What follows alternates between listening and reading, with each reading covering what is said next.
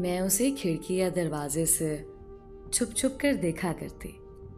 सामने आने की हिम्मत मुझ में न थी। सच तो ये है कि वो मेरे दिल में खुप चुका था।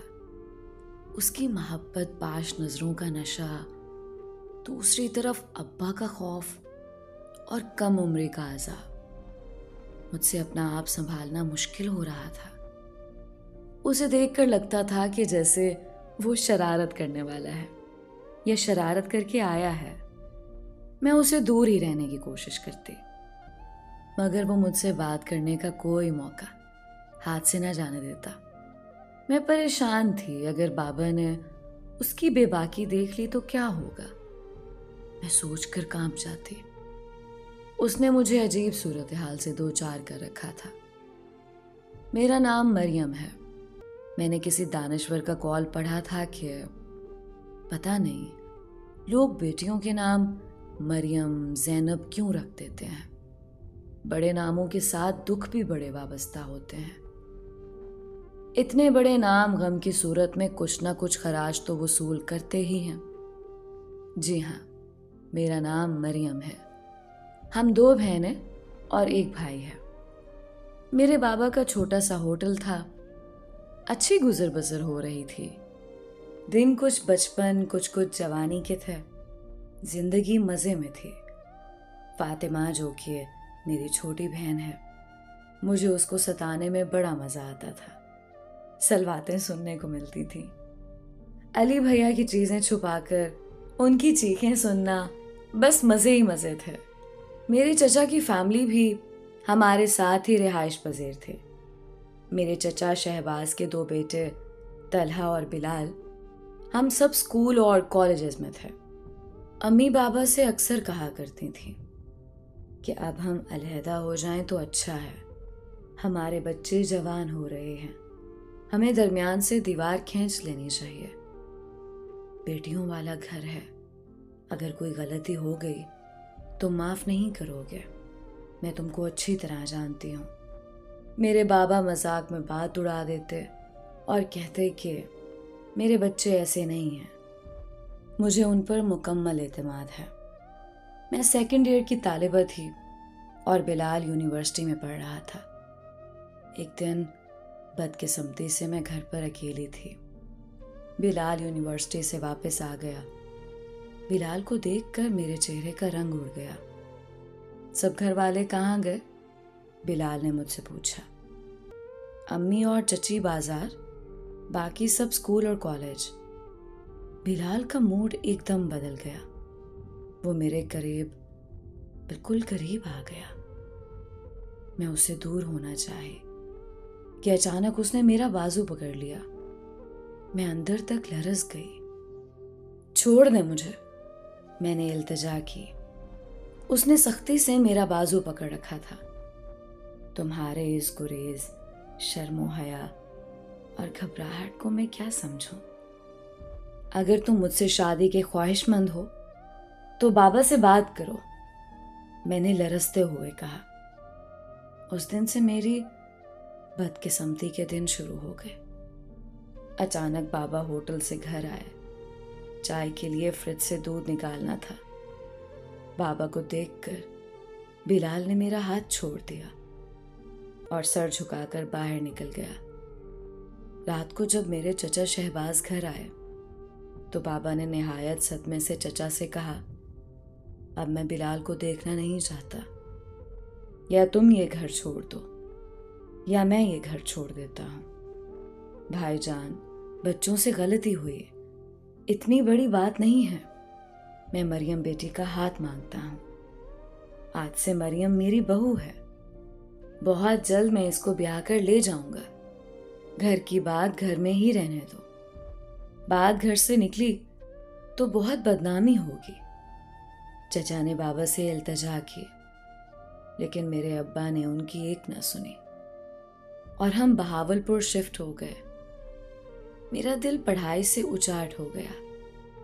एक तो बिलाल की जुदाई और दूसरा बाबा का मुझसे लाताल्लुकी। गलती बड़ी नहीं थी। 5 दफा वालदैन भी औलाद के लिए आजमाइश बन जाते हैं। मेरे दिल पर आबले पड़ते चले गए। फिर वो ठीक ना हुए, बिलाल से बिछड़े और बाबा से हम कलाम हुए। मुझे 6 साल का अरसा गुजर गया था। हमें रिश्तेदारों ने बताया कि बिलाल की शादी फूफो की बेटी से हो गई है। फिर पता चला कि बिलाल के 2 बेटे हैं। एक दिन अचानक बाबा के साथ चचा हमारे घर आए। मस्जिद में उनकी सुलह हो गई थी और साथ ही मेरी बहन फातिमा और तलहा का निकाह भी तय पा गया था। बाबा और चचा खुशगपियों में मसरूफ थे और मैं हैरत के समंदर में गोते खा रही थी कि बाबा ने मेरे और बिलाल के हवाले से ऐसा क्यों ना सोचा। ये सरासर मुझसे ज्यादती है। मैंने दुख से सोचा। चचा चले गए। मैं 6 साल बाद बाबा से हम कलाम हुई। मैंने बाबा से कहा, मेरे और बिलाल के हवाले से आपने नरमी क्यों ना दिखाई? मैं अब ये सुलह नहीं होने दूंगी। सदमे से मेरा दिल फट रहा था। बाबा को अपनी गलती का एहसास हो चुका था। उन्होंने सर झुकाकर कहा, अब कुछ नहीं हो सकता। मैंने शहबाज को लोगों के सामने फातिमा का रिश्ता दिया है। मैंने एक बार फिर बाबा से कहा कि मैं ये सुलह नहीं होने दूंगी, लेकिन बाबा ने जिंदगी में सिर्फ अपनी मनवाई थी। फातिमा की शादी की तैयारियां जोरों शोर से शुरू हो चुकी थीं। रोज बाजार के चक्कर लगाए जा रहे थे। फातिमा बेहद खुश थी। एक दिन फातिमा ने मेरा उदास चेहरा देखकर बड़े गुरूर के साथ कहा, मेरी और तलहा की शादी में रुकावट मत बनो। तुम्हारी बदकिस्मती की मैं जिम्मेदार नहीं। फातिमा के अल्फाज मुझे मुश्तइल कर गए, लेकिन मैं खामोश रही, क्योंकि खामोश रहना वक्त का तकाजा था। शादी का दिन आन पहुंचा। मैं सिर्फ बिलाल को तलाश कर रही थी। जैसे ही मेरी और बिलाल की नजरें आपस में मिली, हमें सकता हो गया। बिलाल ने दोनों बेटे माँ के हवाले किए और मेरी दोस्त के घर चला गया। मेरी दोस्त ने मुझे बिलाल का पैगाम दिया, बिलाल तुमसे मिलना चाहता है। मैं अपने दोस्त के घर आ गई। अब मुझे किसी का डर और खौफ ना था।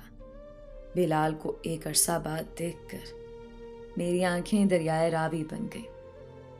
वक्त बहुत कम है, इसे रोने में ज़ाया ना करो।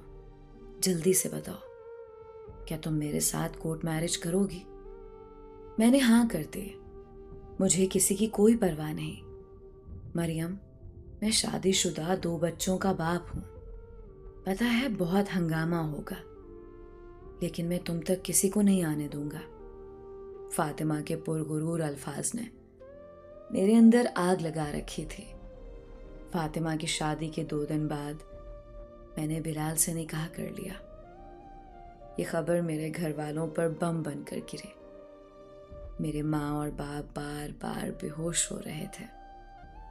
मेरे भाई ने पैगाम भिजवा दिया कि तुम और फातिमा इस घर में दोबारा दाखिल ना होना। फातिमा ने कहा, मैं तो मैं क्या आऊंगी, मेरा क्या कसूर। पर बाबा ने कहा, तलहा का बिलाल भाई है। अब इस घर के दरवाजे तुम पर बंद हैं। यही फातिमा की सजा थी। फातिमा ने मुझे बगावत पर उकसाया। मेरा चेहरा खुली किताब की मानिंद है। तमाम कश्तियां जलाकर साहिल तक आने की तकलीफ मेरे चेहरे पर रकम है।